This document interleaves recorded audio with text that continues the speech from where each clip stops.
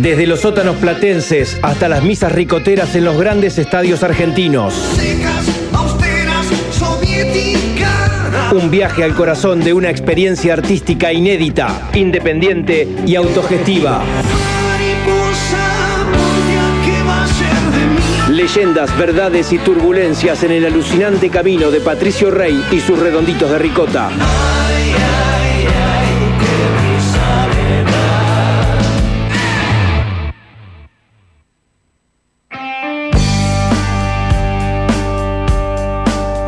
River había sido un nuevo hito en la carrera de una banda que parecía trazarse cualquier objetivo y alcanzarlo. 2 días después de sacudir Buenos Aires con 2 shows históricos, Solari, Sky, Mario Breuer y Eduardo Herrera viajaron nuevamente a Nueva York para masterizar Momo Sampler. Sería el 9º y, nadie podría saberlo, el último disco. Su elaboración fue compleja. Para afuera, la banda atravesaba un momento extraordinario. Puertas adentro, la situación era distinta. Había tensiones que latían en forma subterránea y a partir de la mezcla del álbum, los cortocircuitos comenzaron a salir a la superficie. Momo Sampler fue un trabajo que, como lo definió Solari, no tuvo tracción a sangre. Como nunca antes, la participación del resto de los músicos se redujo a la de simples sesionistas. El disco fue realizado enteramente por la dupla compositiva y por separado. Fue uno de los discos en que menos participé, explicó Sergio Dawi. Siempre uno como integrante quiere aportar lo más posible, pero como parte de la banda acompaña y suma a veces desde el silencio. Todos los álbumes de Los Redondos estuvieron marcados, entre otras cosas, por los momentos personales del Indio y de Sky. De la misma manera que los temas nacieron básicamente de demos entrecruzados por ellos, en Momo los músicos estuvimos sujetos a un concepto que no nació de la sala de ensayo como en otras épocas. Tanto Solari como Sky quedaron conformes con el resultado. Sin embargo, la voz del Indio no quedó del todo bien. Momo Sampler fue una confirmación elocuente de que el grupo se había convertido en otra cosa. Patricio Rey era una criatura bicéfala a punto de cometer un fratricidio.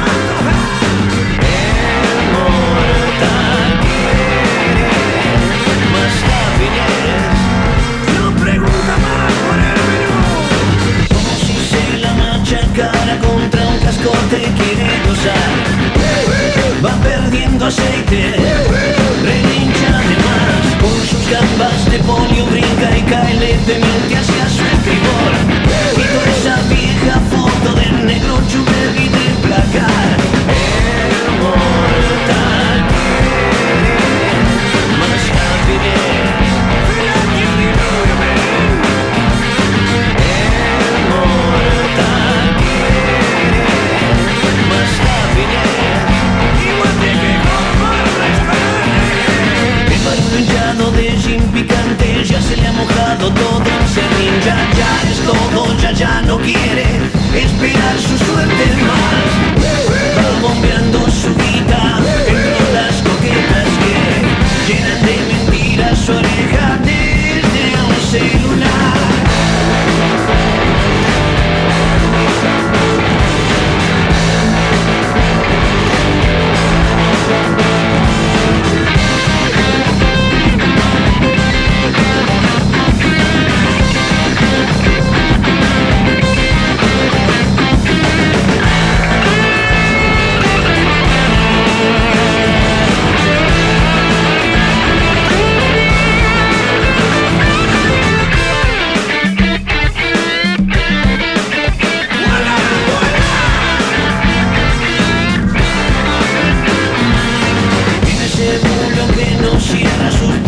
Así está su cuartel, flota en un baño de burbujas en su loquero de amor.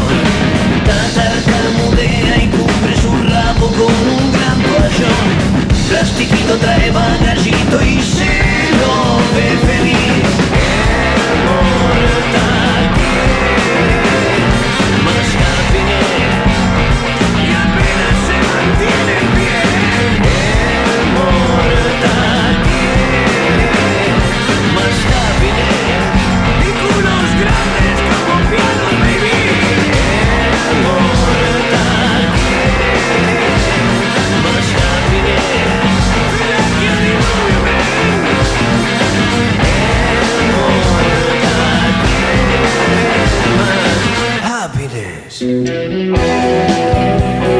La realización de Momo Sampler partió de una idea de Solari cada vez más obsesionado en transformar la canción en una construcción artificial, en una acumulación de sonidos pregrabados. Eduardo Herrera y Hernán Aranberri se habían transformado en los alquimistas sonoros del Indio y por ende de Los Redondos. Solari los conminó para que se encerraran durante varias semanas en Luz Bola con el objetivo de detectar y capturar pequeños fragmentos de canciones, apenas segundos, para luego grabarlos en una pista. Para ello, los nutrió de un enorme caudal de música que debieron escudriñar y desentrañar. Los discos eran de una variedad estilística sorprendente, desde bandas de trip hop vanguardistas hasta, en el colmo de la extravagancia, un álbum de Charles Manson. Durante 3 meses, Aranberri y Herrera realizaron esa homérica tarea de copy and paste musical. Les mostraban al Indio cada fragmento que elegían. Solari, siempre de acuerdo con lo que ronroneaba su cerebro, lo incorporaba o lo descartaba. Así fue que pergeniaron el rompecabezas digital que fue el esqueleto de Momo Sampler. El concepto era poder permitirse todo tipo de infracciones para transformar esos sonidos. Mi trabajo fue también muy arqueológico, porque por ahí había un sonido espectacular, pero nadie reconocía de dónde había salido, cuenta Hernán Aranberri. Esa nueva realidad en la que el guitarrista ahora parecía ser un socio menos decisivo en la composición de las canciones no pasó inadvertida. Durante la mezcla que se hizo una vez más en los estudios Sterling Sound de Nueva York, quedó en evidencia que la relación entre Sky y el Indio comenzaba a dejar ver las costuras.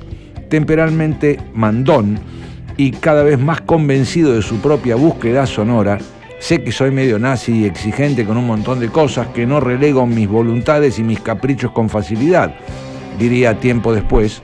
A Solari le costaba mucho no imponer sus gustos. Igual de temperamental, pero más componedor, o en todo caso menos expansivo, Sky empezó a percibir que el Indio tiraba permanentemente de la cuerda del control. Se sentía incómodo. En su sociedad laboral había aparecido un ruido que contaminaría inevitablemente la amistad. Durante la grabación, el Indio armaba los demos y después le dejaba espacio a Sky para que introdujera las guitarras. En la mezcla, la relación fue desequilibrándose. Sky no estaba siendo del todo feliz musicalmente. Recuerdo que una vez, mientras le mostraba a Sky partes del sonido, le dije: venite al estudio, así ves cómo hacemos la mezcla. Estábamos por ir, pero de pronto entró el Indio y preguntó: ¿qué pasa acá? No, nada, le estoy diciendo que venga a la mezcla. Y el Indio replicó: no, el lugar es muy chiquito, no entramos todos. Yo me dije: acá estamos mal. Después, cuando íbamos a mezclar con Mario Breuer, armábamos una copia. Eso se escuchaba a la noche solo con el Indio y se hacían las correcciones al día siguiente. Ese era el sistema. Decidía el Indio. De todas formas, supongo que si a Sky no le gustaba algo y lo expresaba, también se hacía, cuenta el ingeniero de sonido Eduardo Herrera. Mario Breuer, en tanto, aporta su visión del tema. Si en Último Bondi el 70% de los temas eran del Indio y el 30% de Sky, en Momo la ecuación era 80-20. Solari empezó a ocupar más lugar y a llevar a la banda por el lugar que él creía que debía ir. Sky le habrá dicho: dale, vamos, con esa increíble humildad que tenía y con su capacidad para saber adaptarse a las situaciones.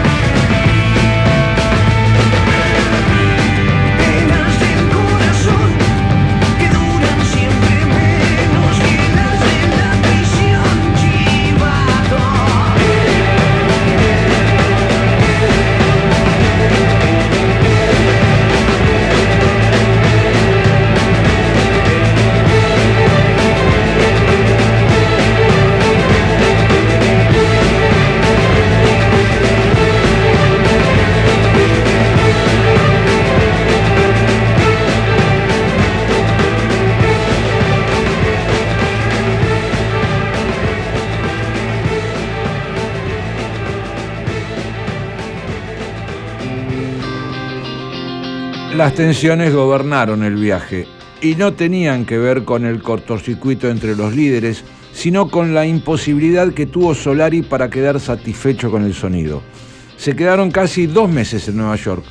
El trabajo lo hacían mayoritariamente los encargados de la mezcla. Los músicos vivían en un apart-hotel en la esquina de Park Avenue y la 47, en pleno Manhattan. Herrera y Breuer en un departamento, Solari en otro, y en el piso de arriba, Poli y Sky. Venían muy poco al estudio. Ellos hacían turismo y nosotros el trabajo. Empezó a haber situaciones difíciles porque había temas que nos llevaban 2, 3 y hasta 4 días. Se impacientaban y yo les decía que lo que pasaba era que ellos no se enteraban de todo lo que hacíamos. A la noche escuchaban la mezcla y nos pedían cambios. Eso retrasaba todo. Sky empezó a resentirse por el espacio perdido y eso provocó que hubiera más tensiones. Estuvimos como 2 meses, pero apenas nos veíamos. Hasta entonces, las leyes de convivencia habían estado siempre bien. Nunca hubo problemas ni por la ropa, ni por el olor, ni por la plata, ni por la droga, cuenta Mario Breuer. Sky, Poli y el Indio aprovecharon para recorrer Nueva York durante la mezcla de Momo Sampler, hacer compras y ver música en vivo. Entre los shows que vieron, Solari quedó fascinado con los Liquid Soul, una numerosa banda de Chicago que funcionaba el acid jazz al funk y al hip hop, y que además de tener músicos tradicionales con varios instrumentos de viento, también contaba con 2 MC y un DJ en vivo. Pero el retraso de la mezcla, con los costos que implicaba, esmeriló la paciencia de la delegación, especialmente la de Sky. Cada vez más nervioso les pedía explicaciones a Herrera y a Breuer. Ambos se encontraban en una suerte de encerrona. Por un lado, recibían la presión de Sky y de Poli para apurar el trabajo. Por otro, tenían la mirada inquisidora del Indio encima, obsesionado con la búsqueda de un sonido perfecto. Decidieron reunirse en el hotel. La charla subió de tono, hasta que Solari y Bailinson comenzaron a discutir a los gritos. Incómodo, Breuer se levantó y se fue. Herrera intentó hacer lo mismo, pero se quedó y presenció todo a pedido de Poli. Fue fuerte y venía de antes. En un momento, Sky le dijo que cuando llegaran a Buenos Aires lo arreglarían en una charla a solas. El Indio lo cortó en seco. Con vos no me tomo ni siquiera un café, cuenta Eduardo Herrera. Ese era el clima que sobrevolaba la cúpula redonda. Si bien la relación no se quebró en aquel viaje a Nueva York, dio muestras de fatiga y de enfriamiento. Era la primera vez que los 2 líderes tenían desencuentros tan hondos, vinculados no solo con diferencias de criterios estéticos, sino con el destino de Patricio Rey. Momo Sampler salió así, oscuro, denso y crispado. Profundizó el sonido sintético que había despuntado en Luz Velito y que se había plasmado en Último Bondi a Finisterre. Obsesionado con el declive de ciertos valores, el concepto de Momo Sampler abordó un rasgo contaminado de la contemporaneidad, la vida cotidiana como reproductora de absurdos y mentiras. Como si la cultura ya no tuviera nada para ofrecer y solo fuera capaz de pergeñar parodia, banalidad o engaño.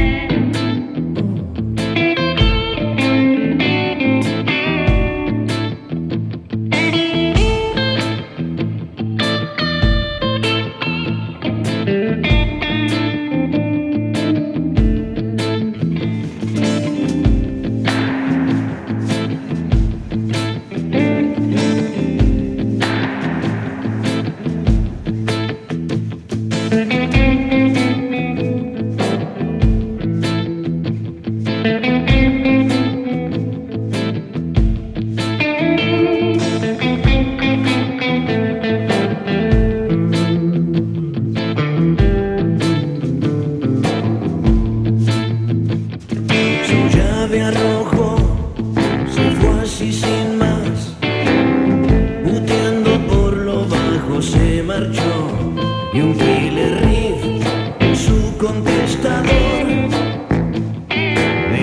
sonando como confesión.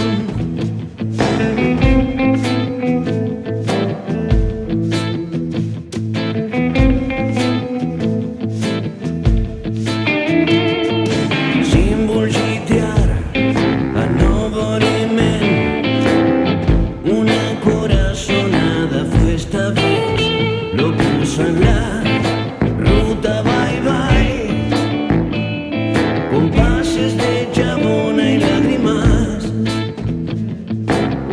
con un platino de American Express, tuyo pero un lindo camaleón.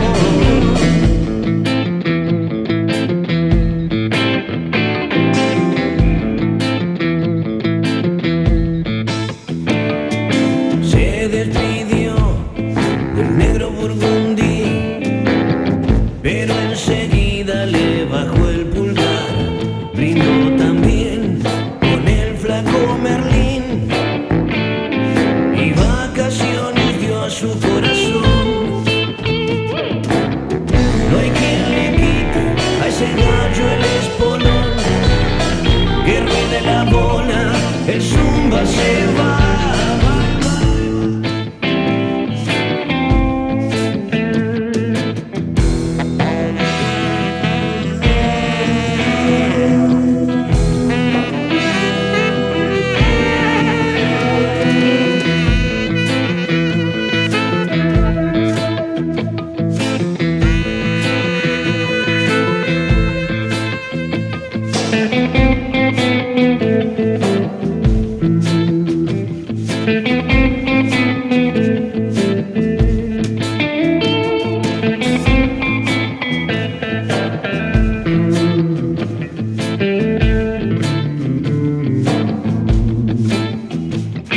Bendita sea su vieja pica, lo echó de la cabina y se desvió, lo escupió y desbarrancó,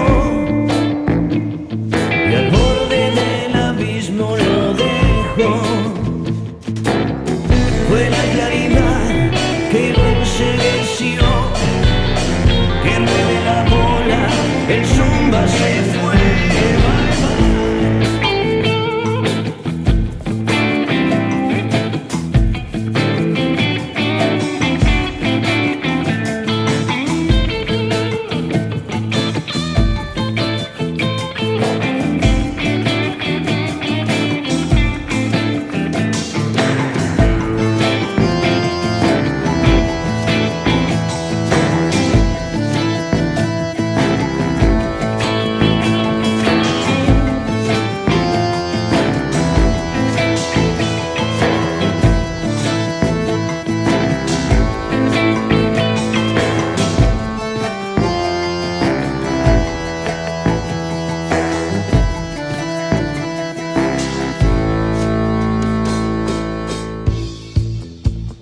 Si lo farsesco y lo caricaturesco habían dominado la década menemista, ahora, con la alianza en el poder, la cultura llegaba a lugares de mayor decadencia. Poco tiempo antes, el cantante había dicho que el periodismo le parecía un género de ficción. Defendía su postura argumentando que había escuchado cómo los productores de noticias eran capaces de repetir una situación dolorosa, la voz de un accidentado, de una viuda o un hijo huérfano, para las cámaras, con tal de capturar el rating. Así lo expresó en la revista Rolling Stone. Vivimos en un mundo en el que todo es apariencia. La gente tiende a pensar que la impostura está en aquellos que detentan el poder, pero todo el mundo pretende ser algo distinto de lo que es. Nadie quiere asumir lo que pasa. Se contentan con contemplar el biombo que ponen entre ellos y la verdad.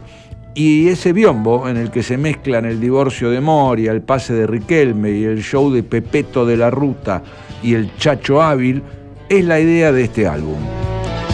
Ese era el pathos de Momo Sampler, que aludía a la parodia ya desde su nombre, el sampler como simulación de un sonido o de cualquier otra faceta de la cultura o el arte, incluso una bien popular como el carnaval, Momo. Hay un concepto en Momo Sampler, A mí me gusta mucho el carnaval uruguayo, pero la última vez que fui me metí en el teatro de verano, donde el carnaval tiene como una imagen televisiva. Los que ganan los concursos son aquellos que tienen un diseño, una coreografía y un vestuario televisivos, dice el Indio Solari. Hay invasión de esa estética. Hace unos años eso mismo pasó con el circo, que en vez de tener al hombre bala y las fieras, tenían un montón de bailarinas. Ahora están de moda las murgas, y eso nos llevó a jugar con la idea del travestismo general. Este estado permanente de travestismo social, de todo el mundo jugando a ser lo que no es. También trabajamos con los sonidos de esa manera. En realidad, lo que quedó es pura música de edición con un contexto humano. En el disco también hay una serie de personajes que en algunos casos me gustó retratar. Gente a la que no veníamos retratando, porque uno trata como marginales a los sopapitas, pero hay un montón de marginación en gente conocida, que uno tiene que se formó y aprendió cosas que eran para un mundo ideal que no vino y quedaron en el camino con conocimientos que la gente estándar no tiene. Pequeños pícaros que no son tan dañinos, que llevan unas piedras preciosas a Brasil, que traen de allá unos topacios, que se hacen maestros New Age o ponen restaurantes de moda. Todo esto que hacen los amigos que no les gusta laburar, que está bien que no les guste y que tampoco les da para salir de fierro a hacer cagadas, que hablan un inglés mal acentuado. Esa clase media venida al tacho que tiene un montón de elementos diferentes a los que están en el puto suelo de la marginación, pero que tampoco tienen un norte y se las rebuscan como pueden. Muchos de esos son los protagonistas de estas historias.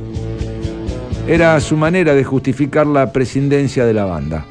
El Indio estaba cada vez más convencido de que sus creaciones ya no necesitaban del aporte de músicos con criterio propio, sino que luego de ser diseñada en su cabeza, solo restaba ser acompañada por intérpretes.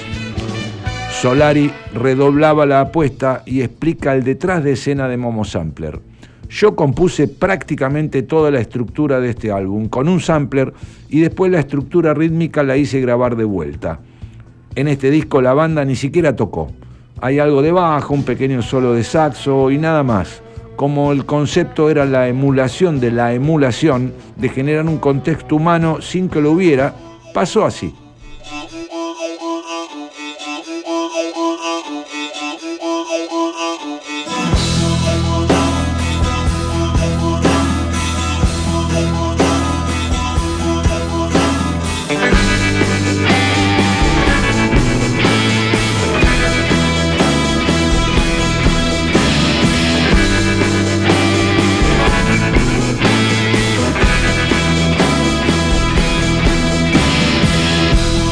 No da más la murga de los renegados.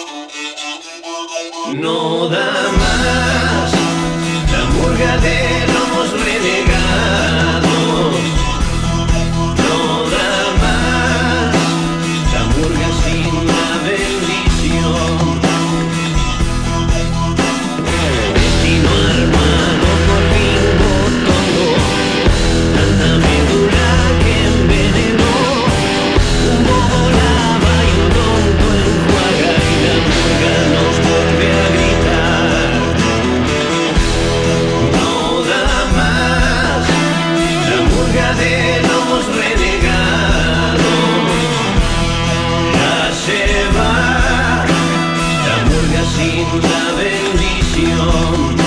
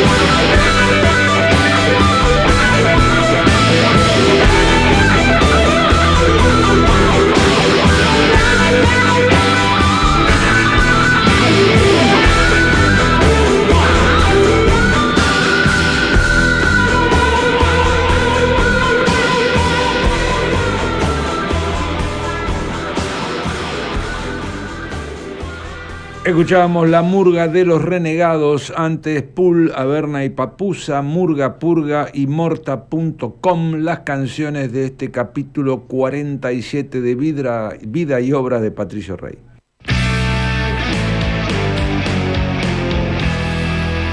Producción y realización de piloto de prueba sobre textos del libro Los Redondos Fuimos Reyes de Mariano del Mazo y Pablo Perantuono.